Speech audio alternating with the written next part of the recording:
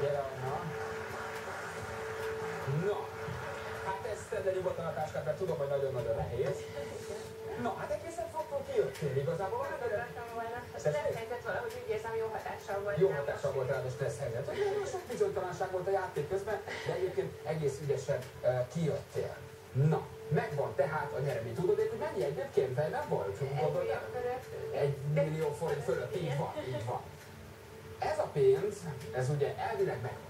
Igen. De amit te nem tudsz, hogy tettem a párodnak egy ajánlatot, és az ajánlat arról szólt, hogy fogadjon el tőlem egy fix összeget. Ha elfogadta, mert azt gondolta, hogy te esetleg nem jössz ki, akkor viszont most nem ennyi a nyeremény, ami itt van a táskában is, amivel kijöttél, hanem a fix összeg, mert az én ajánlatom 400 000 forint volt. Hogy döntöd szerinted? Bízod benne, hogy kijössz, és azt mondta, nem fogadom el, vagy megijedt attól, hogy esetleg nem tudsz kijönni, és elfogadta a fixet. Én szerintem lehet, hogy elfogadta. Lehet, hogy elfogadta. Igen. Tehát azt mondod, hogy lehet, hogy rányomott a 400 000-re. Igen. Hát milyen jó lenne, most nem fogadta volna el, ugye? Mert akkor ez a pénz a tiétek, amivel kijöttél. Na nézzük, mennyi pénzt visztek haza ma este. 400 000, vagy pedig 1 300 000 forint.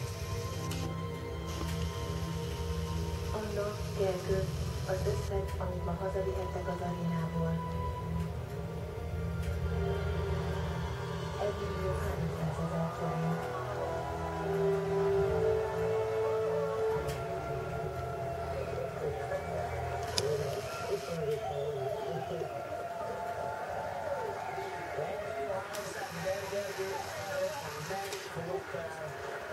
Az ajánlatot. 1 300 000 forint, gyertek egy kicsit ide közelebb. Jó. Eszedesre jutott, Gergő? Egy pillanatra aztán tudtam, hogy Pillanatra átszokott, az erre rányomjál a kis pénzre inkább. nem örömi pillanatban. 1 300 000 forint. Egészen ügyesek lettetek a végére, gratulálok nektek, ebből ügyesek voltatok.